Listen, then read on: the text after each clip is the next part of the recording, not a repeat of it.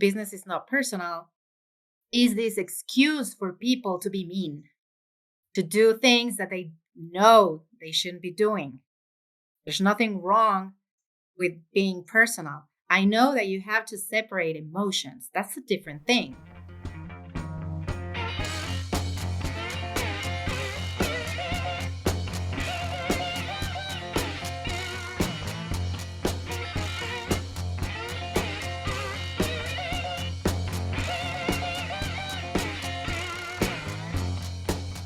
Our featured speaker today is founder at Mook, a business and personal development platform that helps entrepreneurs build businesses with purpose and generate profit and meaning. Monica, it's a pleasure to have you here with us today. Thank you for being our guest speaker. Would love to hear a little bit from your perspective, just a brief intro if you have it, and we can kick it off with some questions after that. Yes, sure. Thank you so much for having me. I always enjoy these kind of conversations because they're very enriching. So thank you so much. I'm honored. I started my professional life as a tax consultant for big companies for 10 years and then started as an entrepreneur. I didn't follow any education in entrepreneurship as an entrepreneur. I mean, I was a consultant in business, so that was kind of my background. Started in that world and never wanted to come out. I mean, I enjoyed it so much. I started a company that grew a bit and then find out that that wasn't what I wanted. And then started a few other companies. In 2013, I created Mook, which is the company I am working most of my time in. And also, I started as an investor, first angel investor, and then in VC funds. I love investing. It's very fun to me. That is what I do. And I'm also a mentor. I'm sure we will talk about it today. And I'm really happy to be here and share some of my experiences if they help for, someone that wants to be an entrepreneur. Excellent. Thank you so much. I'm very interested in that you started a business, it grew for a bit, and then you're like, actually, this isn't really specifically what I want to be working on or how I want to be working towards it. We've had a few speakers before that have raised the idea that they've started a business that actually had a lot of potential to grow, and then they realized, I don't want to be doing this role. Can you tell me a little bit about your early experiences and maybe any mentors you had and how they directed you or gave you advice or learnings to come up with the kind of role that you want to be doing now in entrepreneurship? Yes, it was funny because I have had a few crises in my life and I didn't want to have them. I was like opposing to those crises, and it's just things that happen. The first one was when I was a consultant. I was working with companies that were so big. What I thought was, what am I doing? I mean, exactly what am I doing here in the world? And I thought, I am saving billions to billionaires. I was like, I'm not sure I want to leave that as a legacy. I want to do something else. And then when I started the company, this was a manufacturer of cardboard innovative solutions. So we did point of purchase for big companies too. We did furniture out of cardboard, coffins, and toys. So that was different because it was a sustainable company. It was creative. We have a lot of people. We were a team of 500 people. I was able to be a leader to all those people and change their lives while we were creating this company. We created incredible products. But as I was going through this company and wanting to be a big company because that was my background, I don't know, something happened in between that I thought, this is not what I want. I didn't sleep. I have two daughters. I have always been a present mom.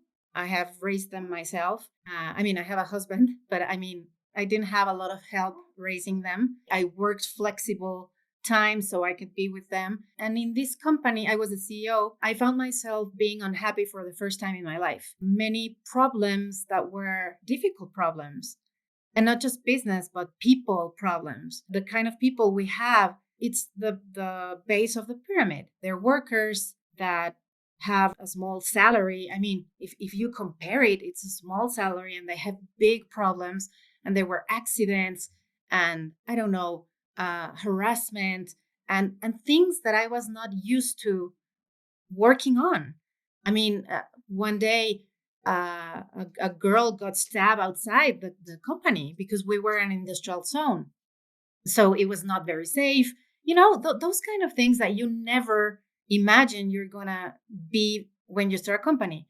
So at some point, I have a problem in my shoulder working out. So I went to the acupuncturist for the first time. I remember in that session, I started crying and went on crying like for 2 hours.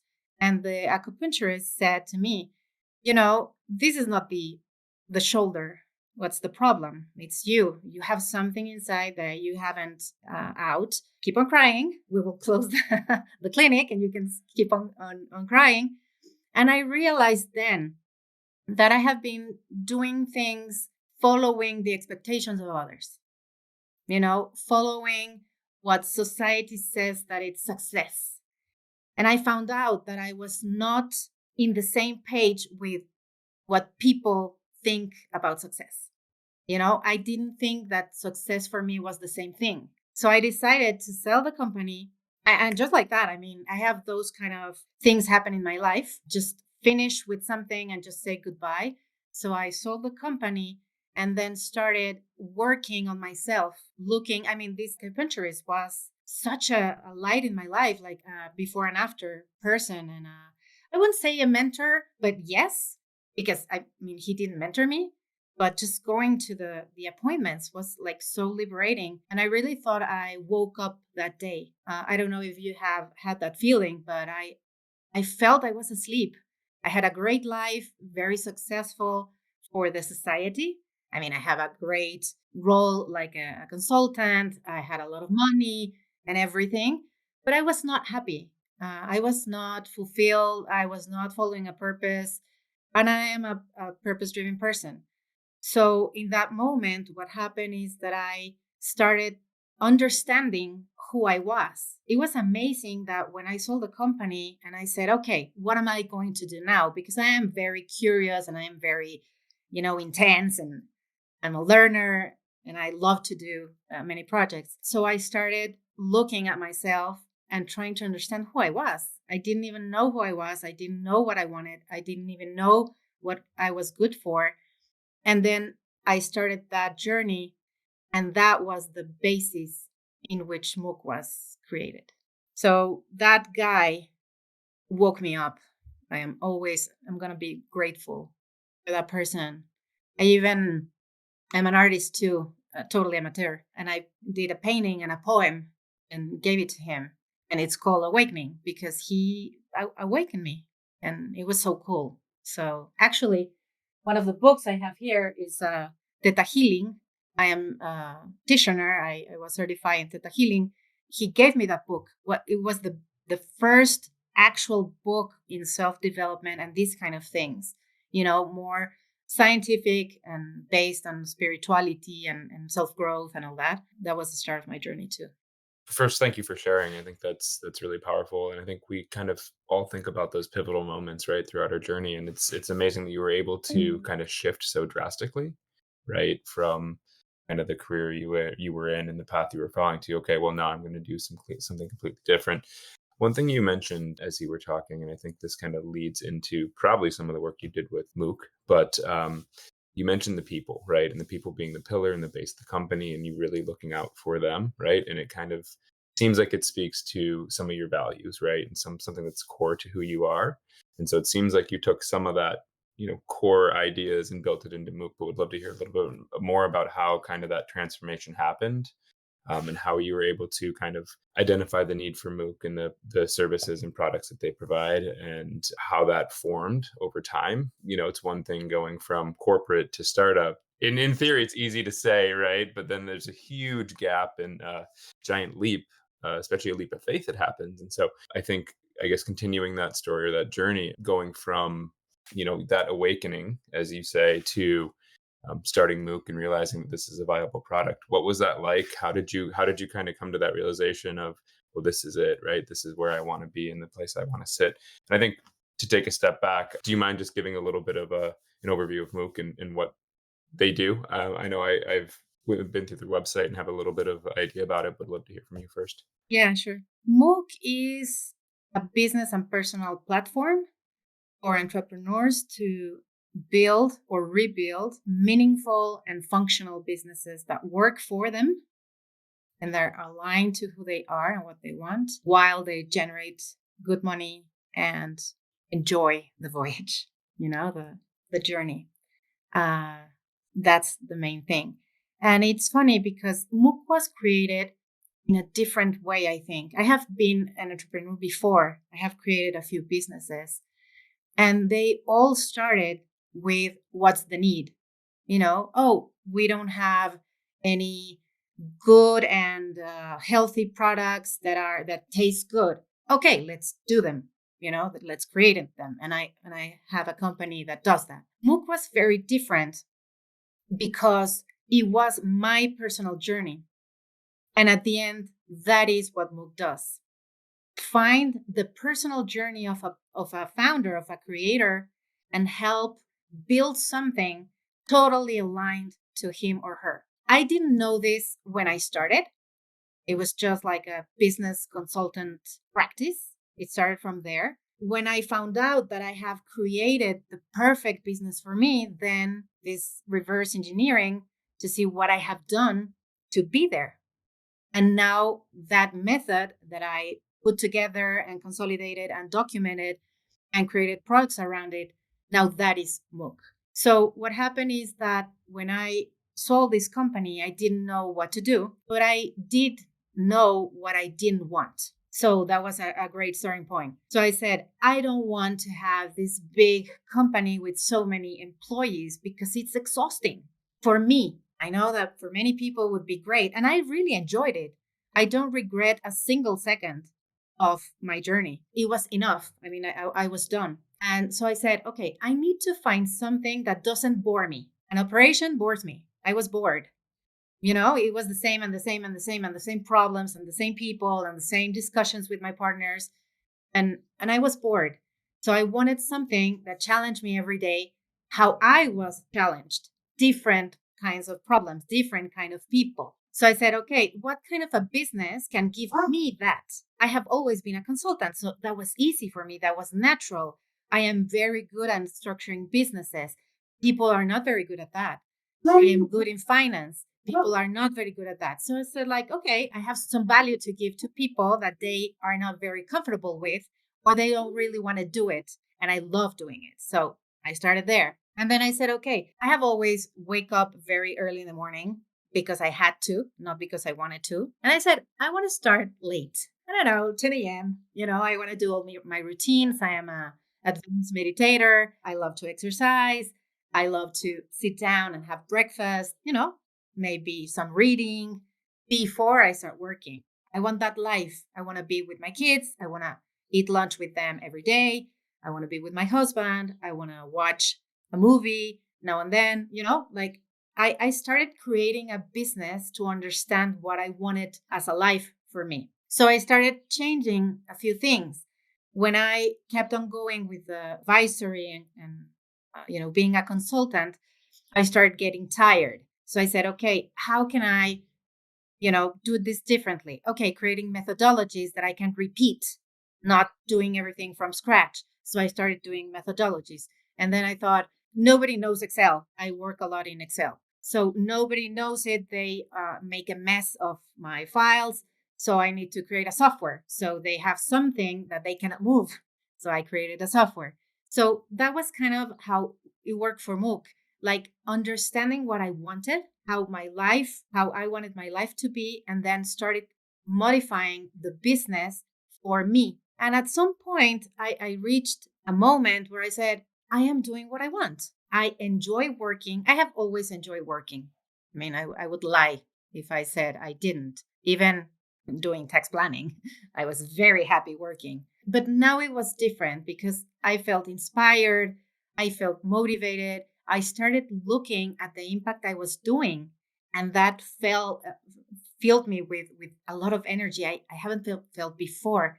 Before I felt I was creating a great product for a specific necessity and that I was fulfilling it and having money in return.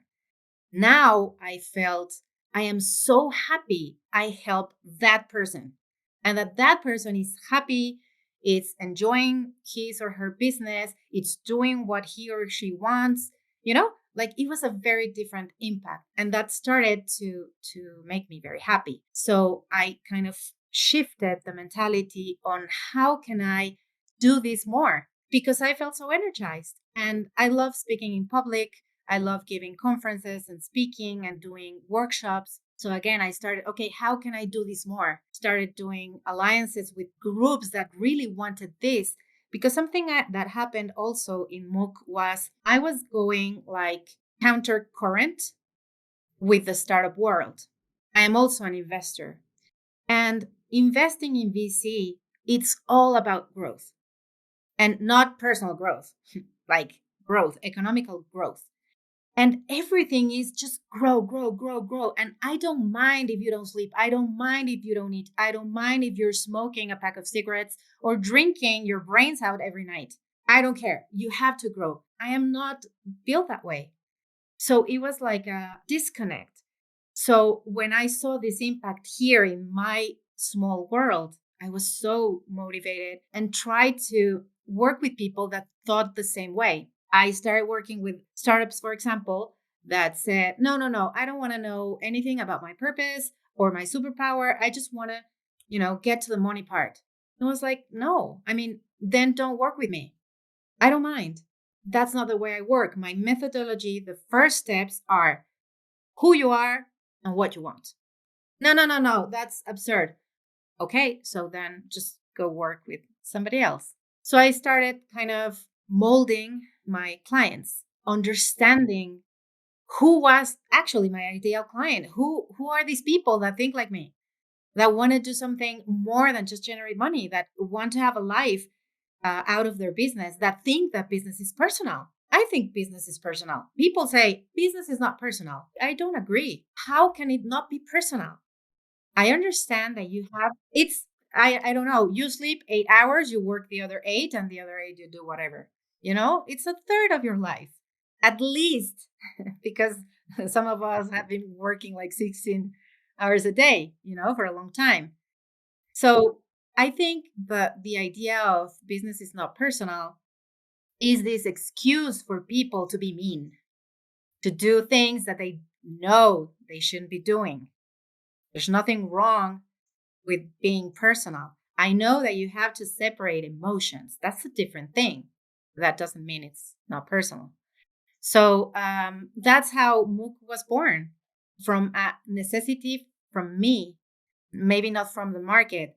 But then as I went by, I saw how more and more people, and right now it's impressive the kind of amount of people that are willing to take this approach versus before. Things are changing. Yeah, I think you've raised two really important lessons in there. You designed your business for you, a business you got use from solving that problem. And you're like, this is the problem I want to solve, but not just for me, for everyone. And I think that's so crucial in entrepreneurship, to be like, I want this product. I want this service. I think that's so, so powerful. And then the other piece that I think you were talking about at the end there is deselecting clients or customers that aren't yours, that aren't like, don't fulfill the criterion you have.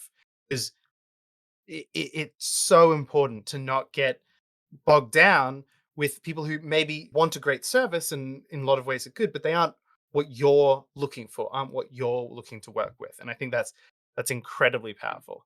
And I really, really appreciate that. Hello all. I hope you are enjoying this episode with Monica. I wanted to ask you, our listeners, if you could give us a review in your podcasting platform of choice. We don't have sponsors and don't run ads, but are looking to grow. So if you feel we bring value to your listening experience, please drop us a review when you get a chance. Thanks so much. What I do want to dig into a little bit is you've got all of these different perspectives on things you've done in your life. You've been in the very corporate position, you've done a number of businesses, and you're working on Mook, you're loving that business, and you've been doing a lot of investing as well. In your eyes, what do you think are the key traits or combinations of traits that you want to see in a founding team to know, like, these are the guys that are doing something that matters and that I believe or you believe are going to succeed? What does that sort of look like? It's funny because it has changed, I think, on traits that I thought were relevant before. Right now, I think the most important thing is to know who you are and what you want. If I meet a founder that doesn't know that, I know that his or her business, life in general, would not be balanced. And balance doesn't mean that things have to be equal. They can be like this, a lot of work and just a little family, or it's not a matter of, being in the same level. When people don't know that, I have seen that they derail and then they go back to something more real. Maybe it's a great business on an economical standpoint. Maybe it is a hit and everybody loves it and it makes a lot of money, but there's nothing there, for that founder.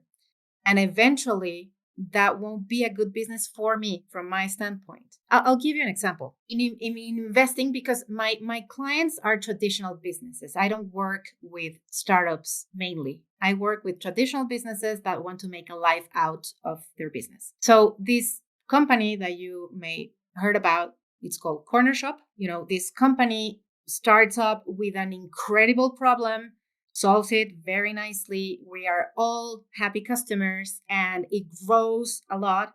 I had the privilege to know an important member of the team and I talked to him and he was devastated. He didn't sleep. He didn't eat. He was so tired. I mean, like extremely tired. He wasn't happy at all. So that was the first thing. They sold the company for millions and billions and whatever zeros. That's a success for everybody, like, ooh, and all the news. There's no corner shop right now. Uber Eats make the acquisition and there's no solution anymore because it's not the same solution. They integrated something there, but we don't have, as a customer, we don't have the solution. And I think, is that what the founder wanted? Like, really? He wanted to solve a problem.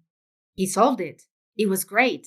Now there's the problem again. I'm not sure like if that's a success for me. I know that for many people is, but for me, it's, are you happy? Are you living your life the best you can? Are you your best version? Is that what you wanted or not? So for me, it's those two things, that someone knows who they are and what they really want. And that in this process of entrepreneurship, they accomplish that for them. And then you give to the people. Because if you do your Mook, if you do your daimon, if you do your gift every day, I even have goosebumps. If you do that every day, things will happen. It's not like searching and running towards something. It's just being you and being the best you can be every day. Work, dedicate, your energy, your time, your talent to something you really believe in. And then things will happen. Now that we're talking about books, one of the best books I have read, it's The Untethered Soul. Yeah, that was just recommended to me. I just picked it up. Yeah. I've gotten through the first chapter or so, but it's great so far. Yeah, that's really cool. This guy is impressive. And he has another book that it's called The Surrender Experiment. It is not as good as The Untethered Soul, but it is very good. And he talks about this. Just let life guide you. We think that we know better than life. We don't have a clue what life has for us. And it's not just that, but what do you have to offer to life? And if you go with the flow, being yourself every day, like being conscious about who you are, what are your gifts, and just deploy them into the world in different solutions, in different businesses, being good with people, helping each other, etc., something is going to happen. Something is going to return to you in the energy, in the reciprocity of the energy you're putting in. So that is what I believe. Maybe it's not like a very normal answer I think it's great to see different perspectives, right? And especially on entrepreneurship, where it is, like you had mentioned, it's all about, growth. We want to see growth year over year, more, right? And really actually thinking about, okay, what's the purpose? I think purpose-driven entrepreneurship is so important, especially at the early stages when you're trying to start something, when you're trying to do something that matters to you. And so I think that was very well said, and really appreciate kind of you walking us through that and thinking about the question that you posed is, are you happy right now in doing what you're doing? And I think that's great to think about as you're going through your day to day and making sure that, like, yes, we, for your example, is with Corner Shop, we could build this next Uber Eats or be acquired by Uber Eats, right? But what's going to happen is the company can be, gutted and eviscerated. And if that's what we want, then if that's our goal is to get acquired and then move on. Awesome. That could make you happy. But to your point, is what you're doing aligned with who you are? I think that's really important to think about as you're working through that. And I know you mentioned something early on that I'd love to get a little more insight into. You had mentioned you also mentor. Would love to hear a little bit about how you got involved in mentoring, a little bit more about it, but really about how you're aligning kind of some of the work you've talked about in purpose-driven entrepreneurship and really aligning who you are with the work you're doing and how you incorporate that into your mentorship. I started very early. So I think one of my childhood dreams was to be a teacher. I have an older brother and a younger sister. She's 7 years younger than me. And at some point, my mother told me, "Can you help me help your sister do the homework?" And I was like, "Yeah." I don't know. I was maybe 13 or whatever. And I like put my school, like money school, and I just started to do tests for her. And, I really loved the teaching part. When I was in high school, I was around 15 years old. There was a possibility to be a volunteer helping grown adults finish high school. So I got into the program and I, did math classes or geography, history, that kind of topics to help them have their high school certificates. And I was so like in my zone. I felt like a fish swimming back and forth. And I really loved that. So I kept doing that. I gave classes to my classmates. I was good at math and physics and all the difficult topics in school. And I really loved teaching and, helping people. And then at GE, I worked at GE for 6 years. GE has an amazing volunteering program. It has GE Foundation and a lot of alliances with many different things. And one of them, just by chance, was entrepreneurship. I didn't even know I had entrepreneurship at heart, even though my family is pretty entrepreneurial. And I started helping young kids in an entrepreneurship program. And then people started inviting me to different entrepreneurial projects, and I started doing that. My background is in business, so I had like the skills. And I don't know, just happened, and I started giving chats and workshops and one-on-one mentoring. And I have been doing that since 15 years old. I'm engaged with many of the entrepreneurial, organizations in Mexico. Well, Mexico and in other parts of the world. I mean, it's Mass Challenge, Founders Institute. I mean, they're global organizations. Last year, I always wanted to help people that didn't have resources. I don't know why, but it's something I crave for. At some point in my life, I saw this movie or series or something about women that are victims of violence at home. And I didn't have like the picture of the enormous problem that is, because these women get out of home with their kids. Many times they're very little kids, like babies or toddlers, and they get out of their houses with nothing, not a cell phone, not $5, nothing. And they go to these shelters, and in the shelters they help them out. And I thought I would love to contribute to these people and show them how to be financially autonomous, because they don't work, because the husbands didn't let them work. So I thought this would be so scary. So I started looking for organizations that had this kind of people. And I found an incredible woman that has this big organization in Mexico. It's not the exact same thing, but these are women that are in rural communities with no resources and with a very challenging life, like very challenging. That's when you know that you're so, privileged. So I started creating a program for them. And we did a pilot last year with 50 of these women, giving them this workshop on entrepreneurship for them for different kind of things they do there, farming or sewing or creative things, and showing how to make money out of them and be autonomous. And I don't know, it has been one of the most gratifying experiences of my life. I don't know. I think mentoring was made for me. I get so energized and I just love it. I love to see the people, the faces, asking them, what did you like about the workshop?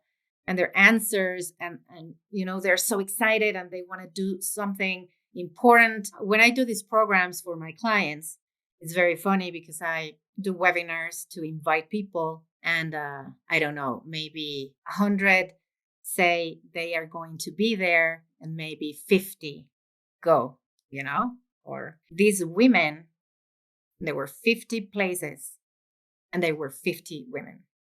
And that is just so moving because they want to be better. And I really want to work with people that want to get better. I don't want to convince people. I want them to want this and go and take all the advantage. So mentoring has done that for me. Be with people that really want to be better. I love that. I think that's such a great point. Working with people who are wanting the change that you're trying to help them achieve completely changes the experience. It's like if you're trying to teach someone who isn't interested in what you're saying and doesn't want to know what you're trying to share, it's impossible as far as my experience has shown me. I respect teachers so much because how they manage like 30 kids who don't want to be there is mind blowing to me.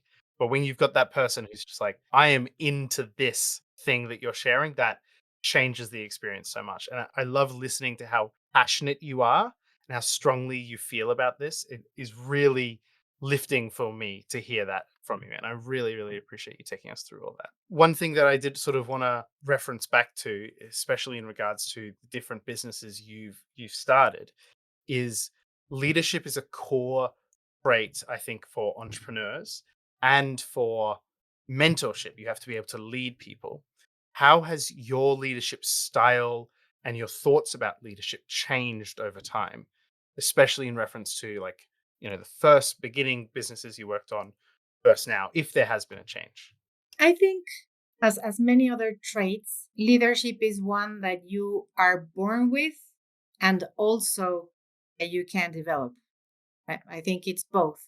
Some people are born with more of that trait than others, but everybody can learn and be a good leader. And before, I think what has evolved in my leadership view and my style is that first I thought it was a trait that you learn, that there was a methodology to be a leader, like different things that you needed to do in order to be a good leader. And as the time has gone by and I got myself into this knowing yourself world, what has changed is that now I think that we can be unique leaders being who we are. So I'll give you an example.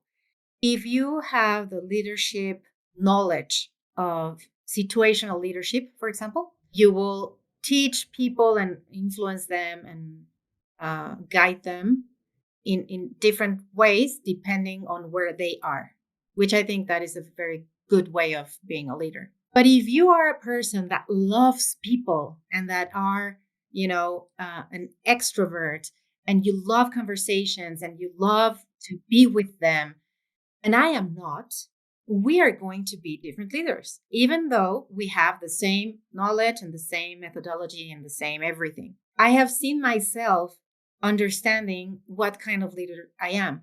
When I had this big company and there were many people there, I have always been, I think, empathic, and I love to talk to people.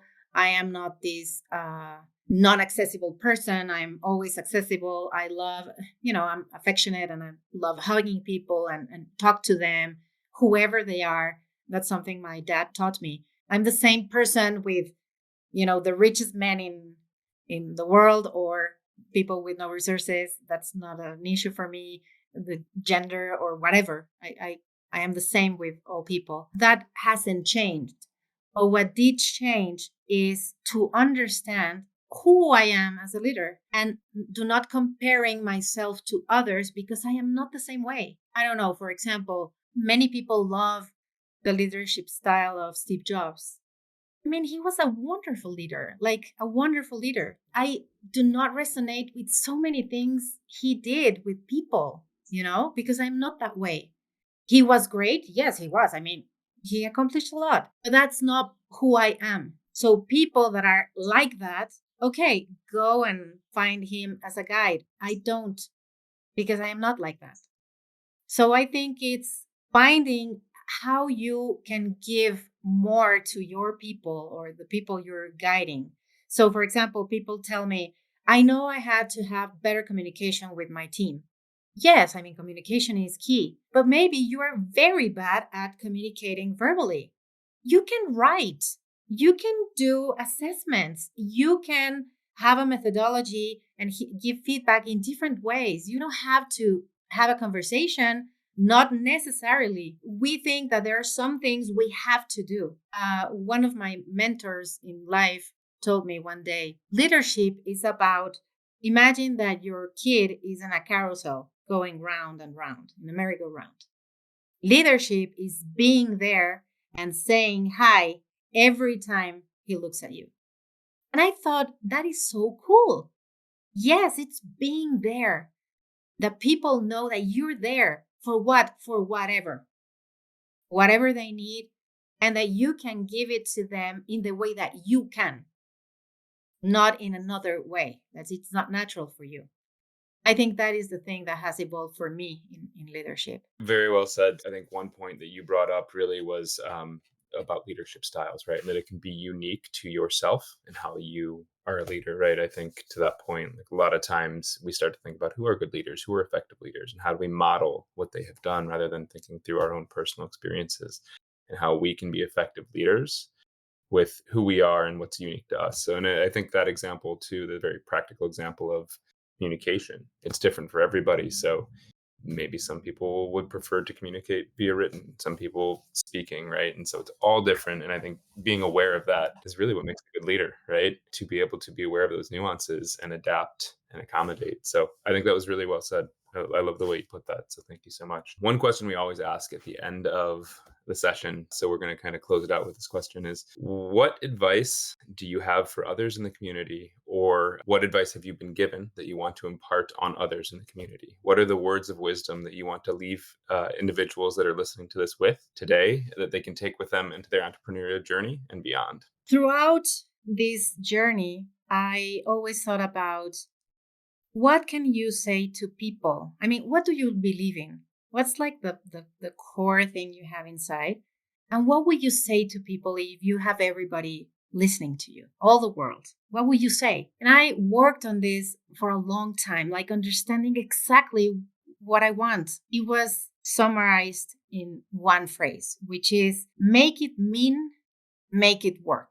And what this mean for me is you can have the best life if it means for you. Find the meaning. What means for you?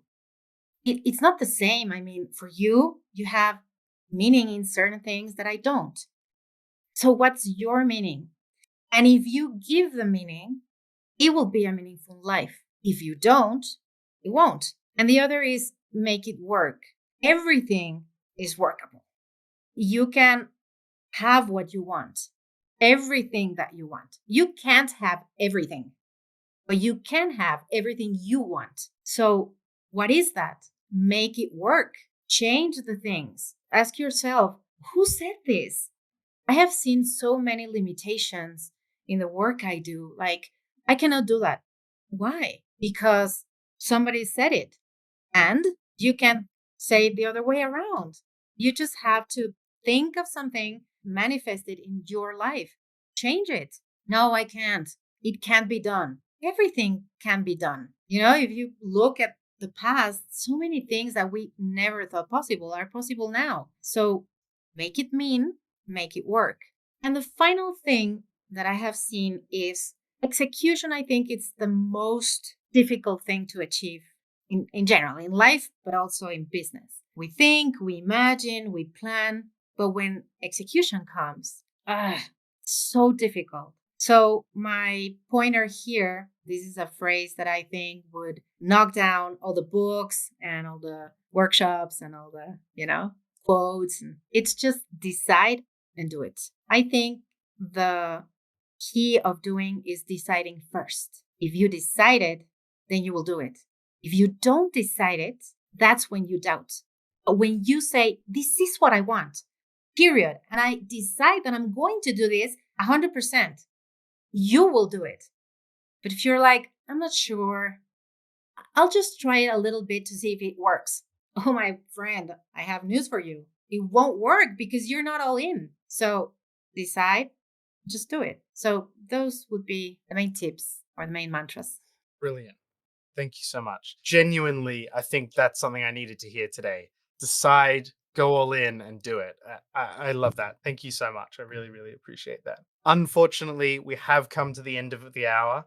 I'd love to take another 2 or 3 hours of your time, but I won't do that. Do you have a method if people from the community want to reach out with questions or things like that? Do you have a preferred method of contact for people to reach out to you? Yes, of course, I can give you my email and my LinkedIn profile so people can reach out to me, and I would be thrilled to keep the conversation going with whoever that is interested. Awesome. Thank you so much. And obviously, thank you so much for all of your thoughts and everything you've shared with us and taught us today. It's been, I would definitely say, hearing your journey has been quite inspiring to me. I think you're an amazing person, and I really, really appreciate that. Oh, thank you so much. I appreciate it. Thank you. Absolutely. Matt and myself and the whole team behind Founders Voyage feel really fortunate to be part of this community with you all and for the opportunity to bring this cooperative learning experience to the community every week. That's my wrap at the end. Thank you so much for coming on, Monica. It's been an absolute delight. Thank you so much. Have a lovely day.